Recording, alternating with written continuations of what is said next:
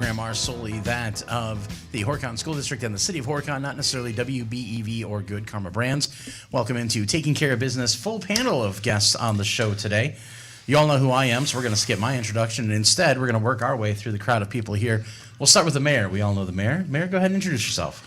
Mayor Josh Moss here in Beaver Dam, but representing the City of Horicon. And I'm Rich Apple, Superintendent Horicon. I am Katie Schwartz, the Horicon Special Education Director and Director of Student Learning and incoming Superintendent for next year. Let's say we can't bury the lead on that one. Yeah. That is a big story we'll be talking about here. We do, of course, want to remind everybody why we do this show. Obviously, it's not just because I love to see your smiling faces, but there's more to it than that. So why do we have you guys on a monthly basis? We just, we believe in keeping our communities informed of what's going on. We have so many good news things that are happening in our city and in our schools. And we also try to tackle some of the things that people want to know about. It's not maybe always the good news that they like to hear on taxes or on mill rates or our budget or something like that, but it's something that we feel important to let people know what's going on. And then just sharing all of the successes and great events that are happening in our community and schools. That is absolutely awesome. And, of course, from a city standpoint, being informed is a big thing, right? Yeah, and just to echo what Rich said, not everything that we come up here and say every month, it looks like we're in season 2, episode 9. I mean, there's going to be a better chance that Rich will have more of the good news, and I tend to be the deliverer often of not so fun news. But this stops surprises. It stops people from being shocked. It gives them yet another opportunity to hear what's actually happening from the horse's mouth rather than depending on rumors or hearing in any other way.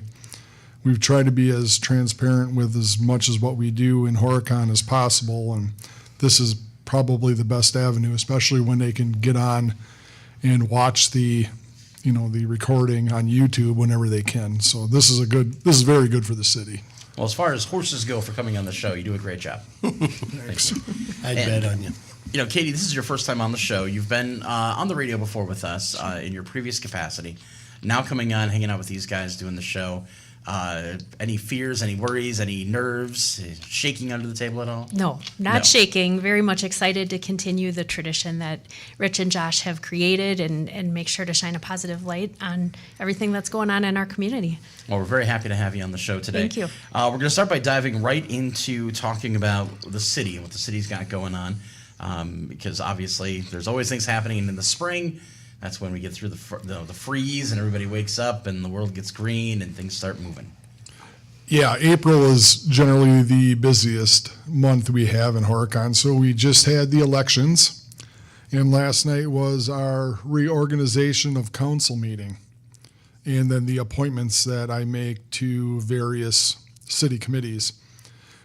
As far as elections go, the same 3 council members that we had in districts 1, 2, and 3 all were victorious again, which is great because we have probably the most diverse age, gender, anything else council Horicon's probably ever had. And that's what makes us great. So I didn't see any real need to reorganize at least the committees at any other. I didn't need to change them or change any of the council chairs because each of our committees have been really successful. They work well with our department heads, work well with the public. So everything, at least at that level, is going to remain status quo and business as usual. And that was kind of a goal of mine. It doesn't really pay when everything's going well to try to, I guess, shake the cart. And sometimes they say, if it's not broke, don't fix it. That's an easier way to say it than what I just said. So, yes. Does this help with, if they have ongoing conversations and projects and planning that they're doing to not have to then bring somebody new up to speed? Considerably, yes. And the good thing is that the council members, they by ordinance have to be on at least two different committees. So there's enough, talk and knowledge in between the different committees where you can have someone who's on, say, DPW committee who's also on the public safety committee, and the same topic is discussed from a different vantage. and it's pretty valuable to both committees. I didn't see any need to switch because the people that are in those seats now, the guy who's running parks loves parks. The guy running DPW loves DPW. The woman in charge of public safety loves it. So there was no real value to switch it. I can understand loving parks. I can understand loving public safety.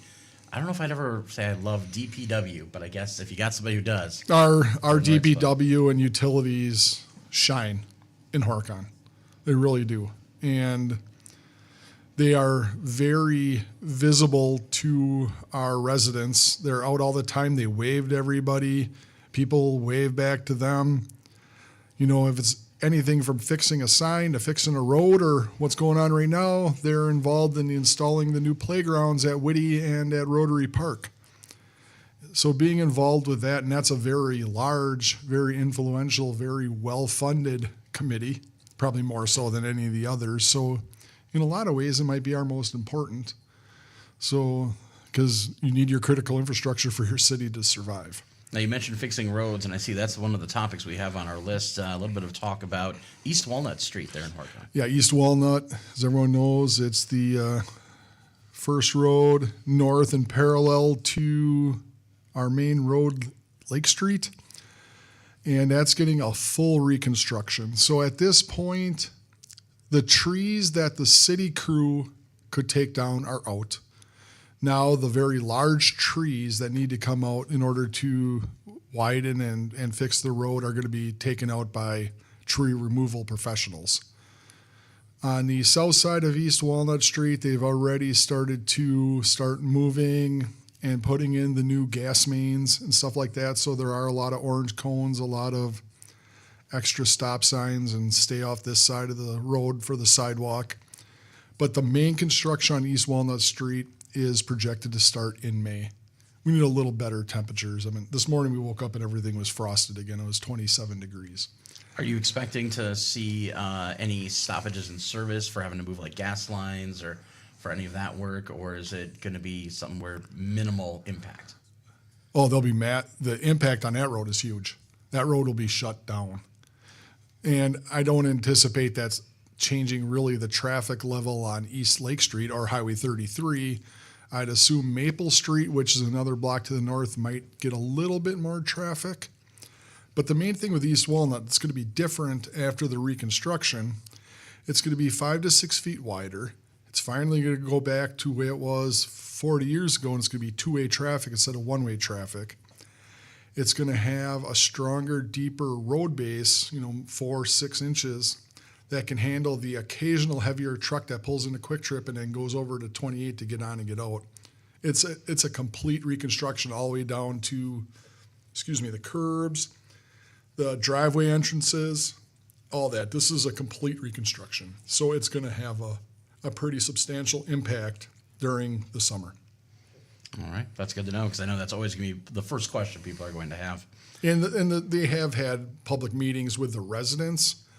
It's going to be more the people that try to, avoid using Lake Street and when, they want to go down to Walnuts and the Maples of the world just to avoid our incredibly heavy traffic that we have in downtown Horicon, that they're just not going to be able to this year. This summer it's out. And hopefully that the main intersections with the Cedars and the Finches of the world that allow people to get down to our park, our pool, Palmatory, which gets kids to St. Stephen's. School should be out when most of the construction's out. But hopefully those intersections remain somewhat open so all of our fun things to do can still happen, without much delay.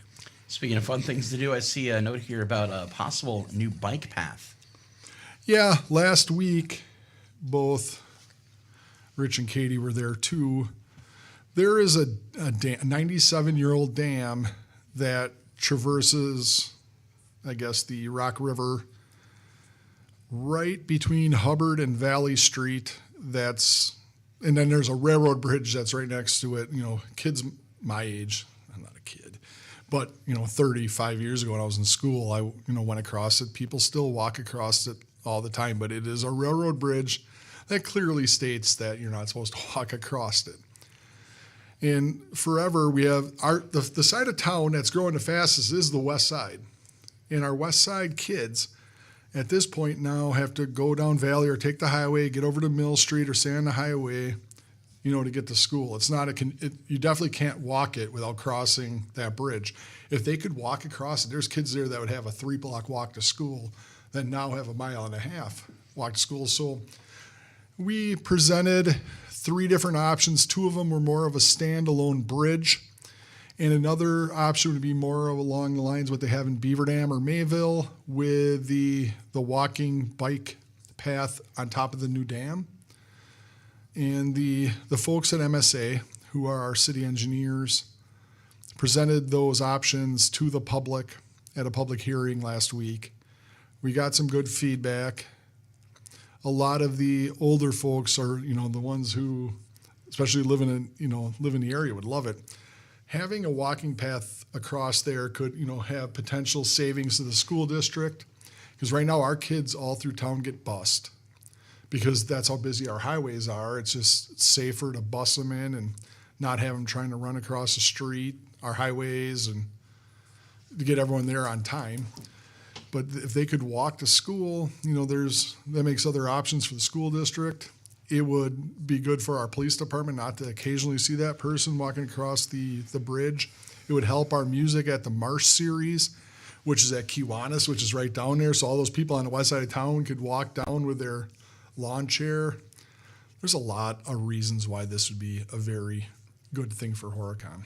Now you said on the new dam, so that 97-year-old dam is coming out then? The DNR in the 23-25 budget from the state was awarded $3 million to replace the current dam. The current dam has more or less failed, and that is the farthest north dam on the Horicon Marsh. I mean, you got levees and all that stuff north of there, dikes and all these other kind of things, but that is the first dam on the Rock River to the north, and that dam is more or less failed. It's been leaking for a long time. At this point, the gates are just open. It's a paperweight sitting in the middle of the river that doesn't allow anyone from the south to get up and kayak or anything on the marsh, and it doesn't allow anyone to use a boat ramp north of the marsh to get to Lake Mississippi. Is there any potential cost savings that come from having that walkway and bike path on top of the new dam while it's being put in, as opposed to adding a standalone unit later? That's a good question. That's the one thing that was they were trying to. It's kind of horse apiece. I mean, on the north side of the west side of the Rock River, there's a pretty substantial hill. So in order to put the path in, you would have to put in a retaining wall that would probably cost as much as a bridge. But a bridge isn't cheap. And, one of the good things about if we just did it over on top of the dam, the land on both sides are state-owned, DOT, DNR.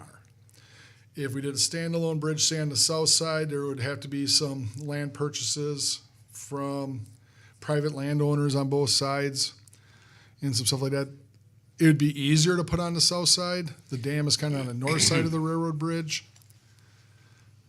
That's why there was 3 different options. I mean, they each have their pluses and minuses. So people should definitely stay tuned for more information on that as things get figured out. Yeah. I'm sure that'll come up at some council meetings and things here in the future.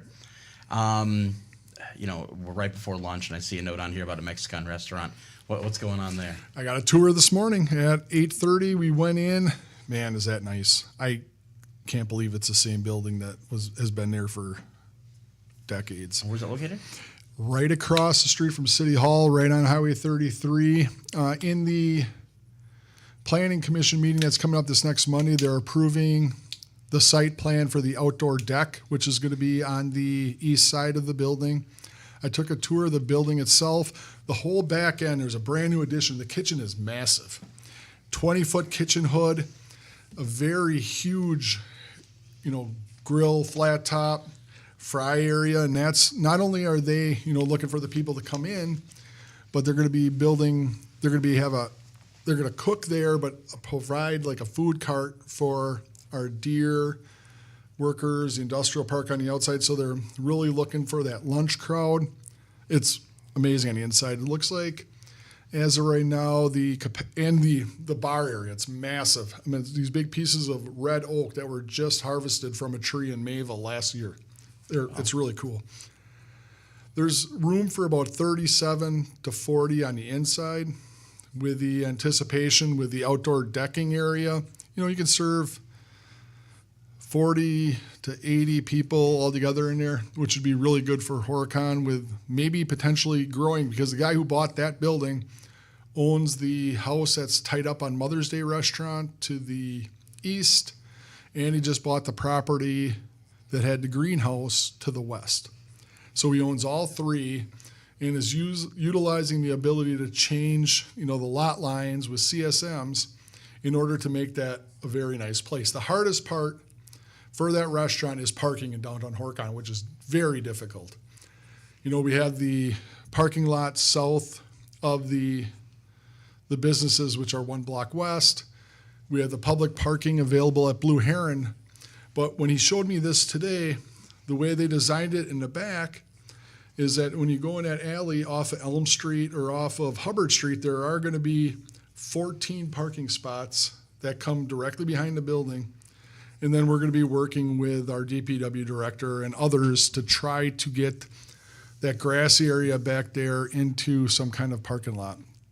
And of course, you can always park in the city lot that's behind City Hall too. I mean, there's within a block, there's plenty of parking spots, but we want to make it even more convenient. And parking is the biggest problem we have in downtown Horicon. But man, that update today was pretty awesome. Now, before we move on to the next topic, do they have an estimated idea of when they might be opening the doors? After walking around in there, it could be pretty soon. Everyone was anticipating it to be open by now, but it'll definitely be open this summer. There's no question about that. They want to take advantage of the crowds that come in to use our aquatic center or do our sporting events. They'll be open. All right. Spring prep, parks and summer employment opportunities are available, it looks like. Yeah, I want to talk about that. We have gotten one singular application for summer help. We need people, we need 16, 17, 18-year-old boys or girls that are willing to come work for the city this summer. We have 2 spots open. We've only got one application. It's a return application. We haven't had anyone apply to come mow lawns. It's a great summer job. You learn how to use, medium-sized equipment all the way up to heavy equipment. You're not going to be riding and working in heavy equipment, but Joe will show you how to use it. It's 40 hours a week. It's good work. It's outside. You're not using a punch press or a drill press or anything like that. You're outside mowing lawn and and hanging out with some friends and getting stuff done. We need more applicants, and hopefully anyone listening today get their kids to apply. It's a good job. It's in town. It's a steady paycheck, and they have a lot of fun. And our DPW director understands how important sports are. He will let boys or girls that are in softball or summer baseball or any summer sport leave early to go play sports. But we need people to apply. Applications for that available at City Hall? City Hall and on our city's website. All right. City Rec senior update. See a note here about the survey. I think Rich might know a little better about this, but you want to go ahead? Yeah, we had surveys that were put out to the public for people to respond to and give their interests. We've taken the senior program underneath the City Rec umbrella, and we got 16 responses, and they're going to be moving forward with some very clear. There's going to be a lot of information coming out on dates when those meetings will be and what activities will be taking place on those. It's going to be a great opportunity for a lot of folks in town. And the information on when those things are happening, the dates, all that, is that going to be on the city website then? It will be on city, it'll be on the schools under City Rec, and it'll also be under the City Recs and the Beaver Dam YMCA's, because we're affiliated with them for our City Rec program. Lots of places to find it. I like that. And I see a note here about housing updates, specifically Finch Street. What do we got there? That'll be the last topic for me today. It's probably everyone's noticed if they've driven by. Out at City View, we're filled up. Amazingly, those lots are all in motion, sold. I mean, this went a lot faster than I think anybody in Horicon could have imagined. We're pretty excited that, City View is pretty much all spoken for. That new subdivision we just started a couple of years ago, that's amazing and exciting. The Finch Street project is a little bit different. It was school land. It's in a city TID. And we worked with, both the school district and the city worked with the developers, Hillcrest, who the school district sold the land to, in order to have a neighborhood development that's a little different than anything we've ever done in Horicon before. We had to first actually have an ordinance that defined what a condo is, because we didn't have anything like that in our ordinances. And now we have this development that's going to be started. We approved the site plan on Monday at Planning Commission.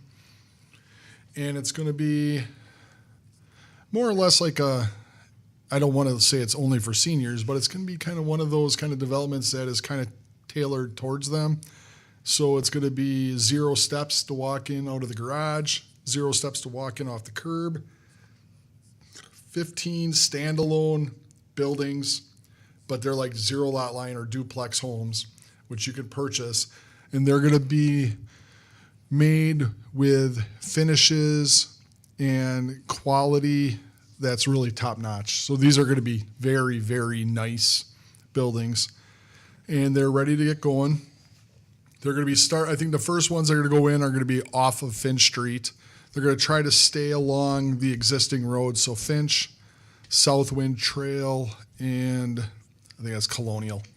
So they're going to be starting going in, and then there's going to be a road that connects over by Colonial back into Finch Street, which would make, in a lot of ways, it's going to be a lot easier for some of those folks in that area to get to school, even though, honestly, there's a sidewalk that goes in the neighborhood. They could walk to school. It's 2 blocks. Right. But, those that drive, you can get to school a lot easier without ever having to go on the highway. But the road is going to be it's going to be standardized width road, but with the intention that it's not going to be some fast thoroughfare that people are going to use to try to speed to get somewhere. Okay, one more of those inner neighborhood roads. Yeah, and it's offset from the other roads that are coming in parallel, so you can't get from the highway to this road without having to get a small jog to get on, kind of like what they did to these highways where they put those curves like on Prospect and on E. But the Finch Street development will definitely be starting this summer. It got approved, Monday, 2 days ago. So we're ready to start digging in there. I just want to let whatever neighbors in that area know and remind them again, this wasn't city property. It's not like out at Marshland Crossing where we own the property and we control what goes on. This is owned by a private entity now, Hillcrest.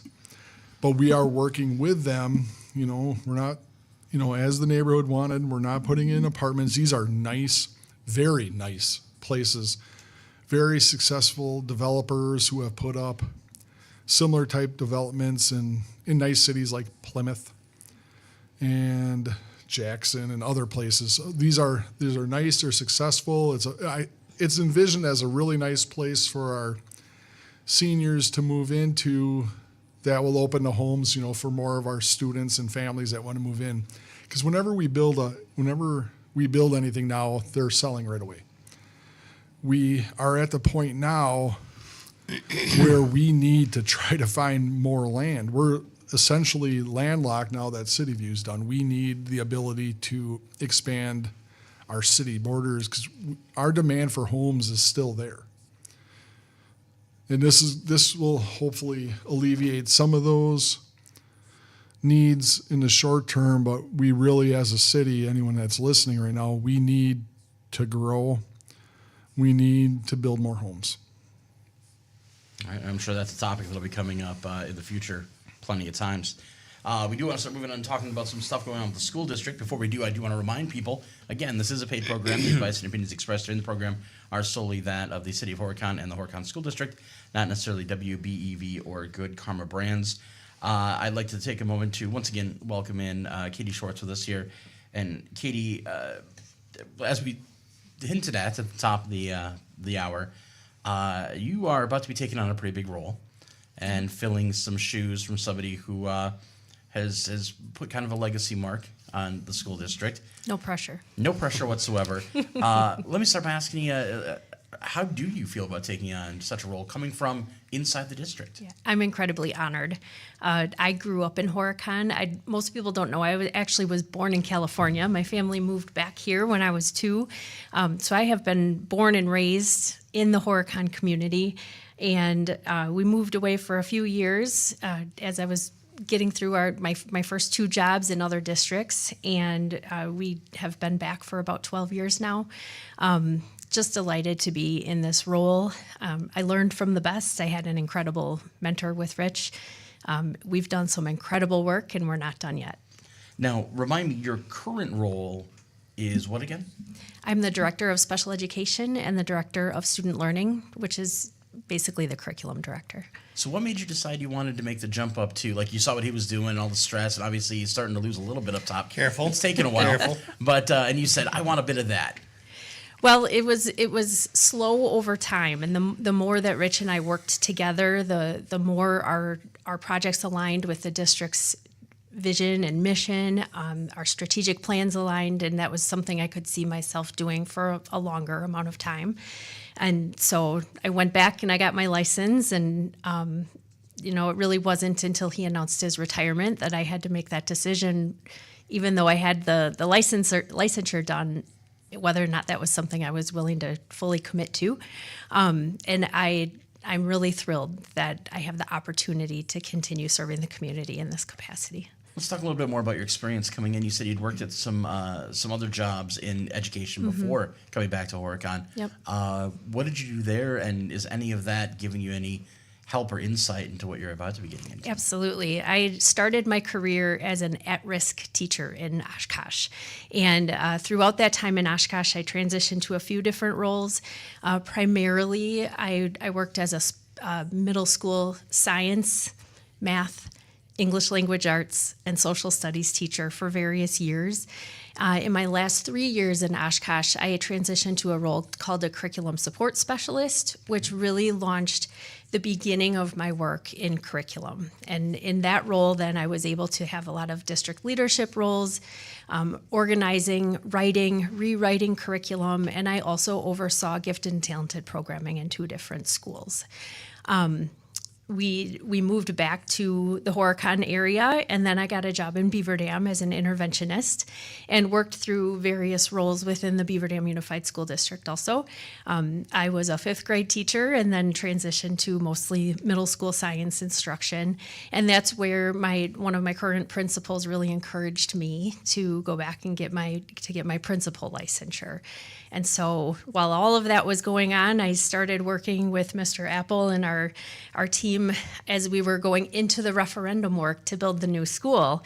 I was on the Community Action Citizens Advisory Committee, and we were really informing the board about the potential options that the community would be interested in with the referendum. And that was right about the time that this job was posted. And so that kind of became the way that we got connected within the district, but then I was hired in my current role as the special education director and the director of student learning. That is absolutely awesome. Yeah. Now, obviously, this is not something where, like, Friday comes, everybody goes home, Monday shows up, and you're in the office, and they're like, oh, that's not Rich. Like, I'm guessing there's some sort of kind of onboarding process, getting into the job, if there is, can you tell me more about what that is? Well, and I think that Rich and I have been doing a lot of work over the last few years together.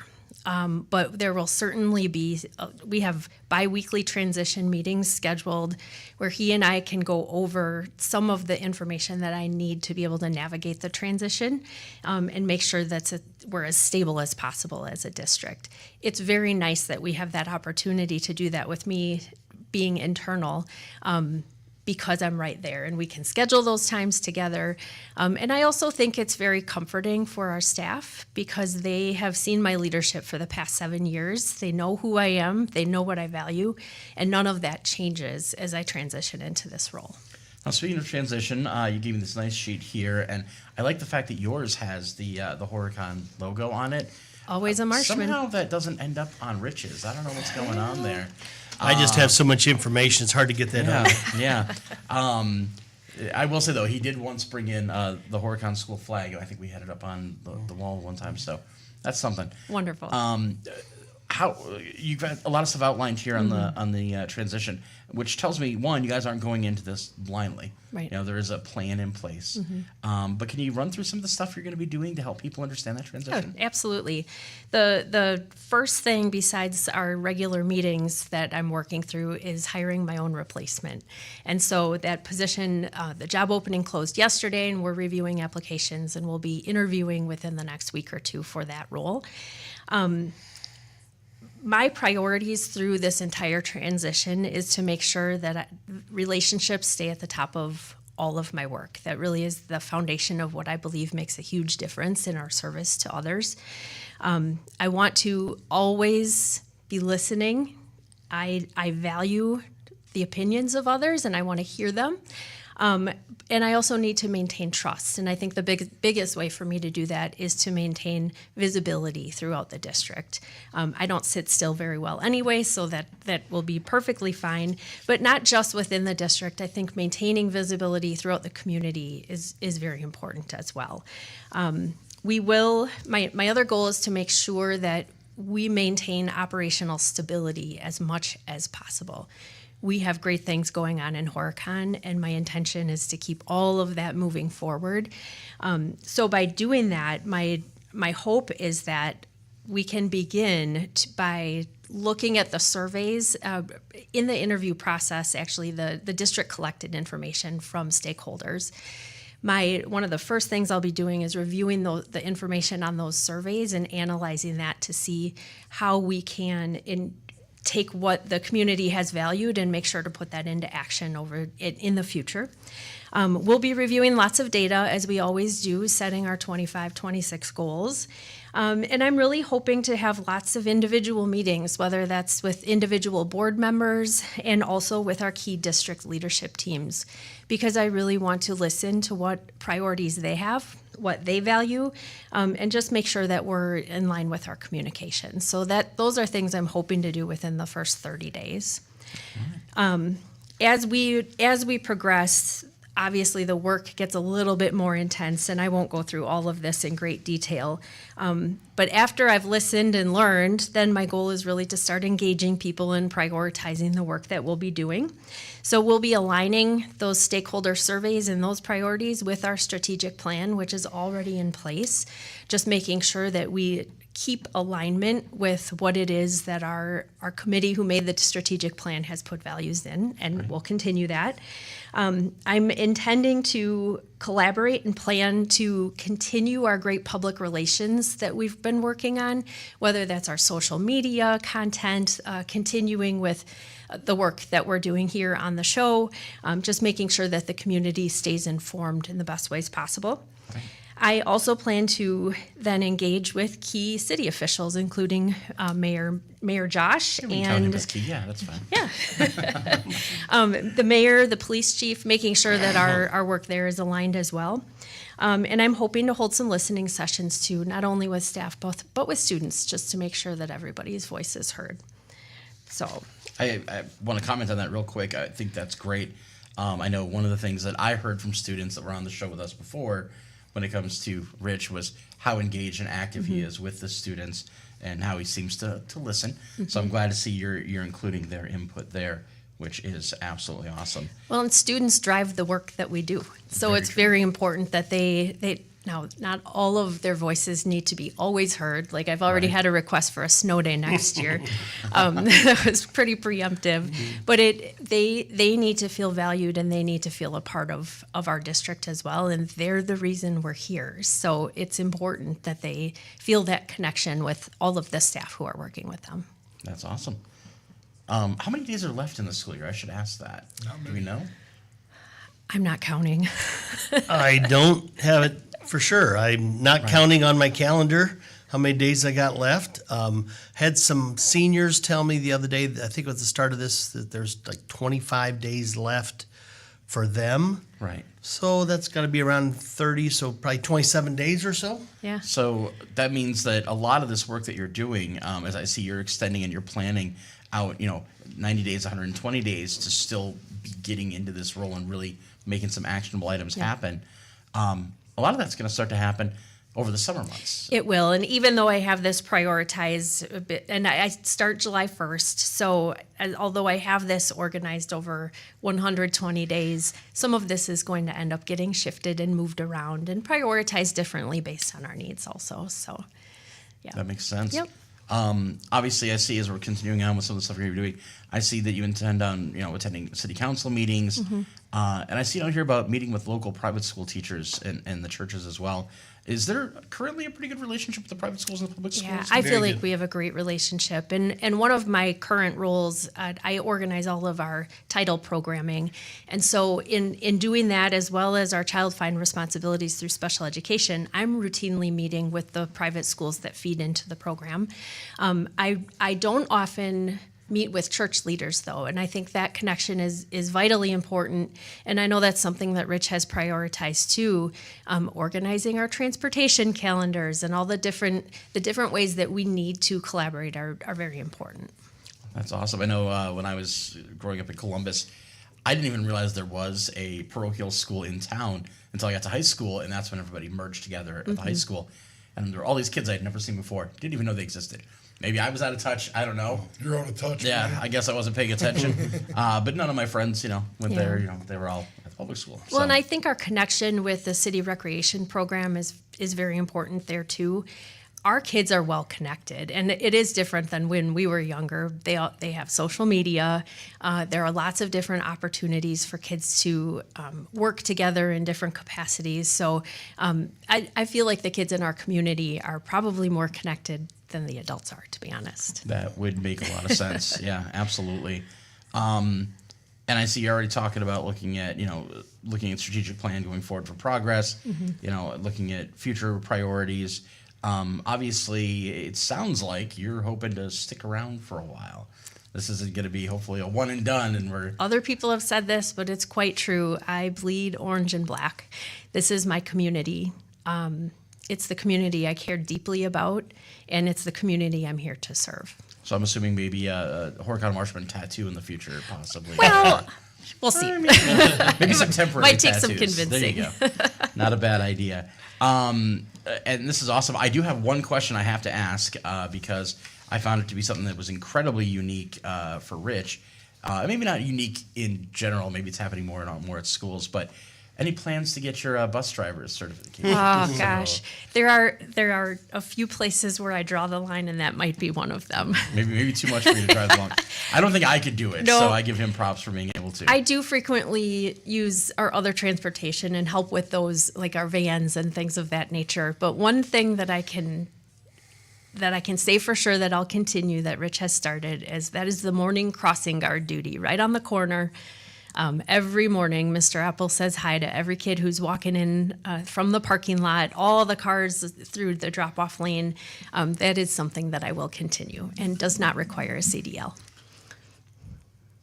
It's little things like that make Horicon, in my eyes, the premier school district in Dodge County. They are out there doing it. I'm doing it around the corner in front of my house, which is the scariest corner in the whole city. We all care. And Horicon couldn't be more excited as a city to have Katie in this role. She does literally bleed orange and black. Her family's involved in all the sports. They're coaching sports. And that's just not, her parents, her husband's parents, they're not going anywhere. And like I said earlier, and like you said earlier, why, if everything is going well, why change anything? There's nothing that needed to be broken. This is excellent for our city. And she's younger than I am. This is something she's going to be able to grow this school district that is a blue ribbon school district, a state level middle school. We're in really good shape, thanks to these two. And I'm excited. I think we're going to even get better. That's why people are wanting to move to Horicon, not because of me, not because we have houses or businesses. They're moving here for this. They're moving to our city because of our school. They're moving here because of Sword Field, Apple Plaza, the updates to our baseball diamond. The success that our school is doing is why people are moving to Horicon. Because 85% of the people that work in Horicon don't live there. 85% of the people that are of working age in Horicon are driving somewhere else to work. She lives there. She'll be right there. But people are moving to our city. They say it because of the school. Yeah, we're in good shape. I'm absolutely excited, as you can tell in my face. I was going to say, that's high praise. I appreciate that. Absolutely. I'm sure you guys appreciate hearing that. I'm sure he says this at all the meetings, though. Well, yeah. It takes a moment there. 8 years ago, when I met Katie, she was at a committee when we were doing the referendum and looking at building the school. And as I heard her talk and heard her interact, I'm like, where are you and why are you teaching there? She's in Beaver Dam. And so I started my recruitment of her 8 years ago and really put the hardcore press on her after the referendum passed at the Legion when we were having a celebration gathering. And I said, we have an opening and I'd like you to consider that. You can tell she'll learn all the ins and outs of being a district administrator, but you can't teach leadership. And in the military, we call it command presence. You can tell when somebody's in charge, when somebody has good decision making, they have good presence around others, they care for the people that they're serving, and that's Katie to a T. So from being the valedictorian of what year in 1997. 1997, all the way back to her next role leading the district. She's the right person, and the transition couldn't be easier for me. She's 3 doors down, and so we're going to be making sure that smooth move to her so that she's ready to take the reins July 1 is there, and she's got my number. So if there's a question that comes up, I'm not going anywhere. I'm going to stay in the area, but I'm going to get out of her hair so she can lead the district by herself. So I'm really excited, and I'm glad that the board made the decision to go with her. Now, have you gone into his office yet to start picking out new paint colors? I was and window scheming treatment? yesterday when I was in there for a little Yeah, while. I'm going to leave some of my Iowa Hawkeye paraphernalia in there for her, just to remember me. Well, we got a little bit of time left, not a lot left on this show, but I see you got some stuff here that's going on. Yeah, in I'll the school fly that through we some wanna touch things. on. I want to Let's hit it, congratulate, yeah. we have 2 of our board members were reelected, Dave Westmeyer and Jackie Vincent. In my 9 years here, I think it's like a state record. All of my board members have all run either unopposed or been appointed unopposed. So that's just unheard of. Usually you have people who are not happy with the district and you have challengers coming on to try and get on the board. So congratulations to these 2, but Katie's inheriting a fantastic school board. We have some spring concerts coming up. May 13th is our art show, high school art show, and our 5 through 12 band and choir concert. April 26th is our amazing prom that our kids are going to be putting together. May 15th, we have our final coffee. So if anybody wants to come in and get their last comments in on me or give me any advice for the last month of my career, I'd be glad to hear it on May 15th. I'll make note of that, yeah. May 2nd, we're having an elementary fun run. If anybody would like to donate to that, they can contact us at the elementary school. Our PTO Carnival, which is a huge event on Friday night, May 16th, is at the school, put on by our PTO. And then the last day of school is May 23rd. And that's our last day for all students. Last day for seniors is the 16th, because commencement will be at Sword Field on May 17th. So just so many great things that are still happening here as we wrap stuff up. Our baseball and all of our spring sports have been going on. We wish we could get some warmer weather, but they've been doing really well. Our baseball team is 3-0 and leading the conference, so that's fantastic. Our FBLA, State Solo Ensemble, State Science Olympiad just got back from UW Stout. All of them are succeeding forensics teams, and they're all scoring high marks at the state level, so that's another fantastic thing. On May 12th, our high school seniors are going to hop on the bus with me, and we're going to drive around to 5 different cemeteries in the area to support our American Legion and those that have fallen for our veterans. And they're going to go to the cemeteries and lay flags at all the veterans' grave sites. That's awesome. So that our veterans don't have to go out and do that. And then we're going to go to the Legion and have some hot dogs and stuff afterwards. It's just a little community service from our seniors before they graduate. Our Earth Day is going to be on the 22nd. We're taking our track and field team out for that. That's going to be a great day there to pick up garbage. So many other things, summer school's coming up. And then I'd be remiss to say, we have the Chamber of Commerce who helps sponsor this and the Marshman Foundation who helps sponsor these programs. There's a Chamber of Commerce golf outing on June 3rd. Please go to their website and support that. They just got done having the Easter egg hunt last Sunday. And then the Marshman Open will be August 16th coming up. And anybody, we're going to be promoting that out there, but we love to have participants, sponsors, and it's our big fundraiser for the year. So that's a quick recap. Awesome. Well, I want to thank you guys, as always, for coming on. You guys always have a lot of great information. Love hearing about what's going on over there. The city on the Marsh, beautiful city. Love driving through it, and almost became the residents of the Ninja if we didn't find a house who really lives in Waupun. So sorry, guys. I tried. All right. Next time. Yeah, next time.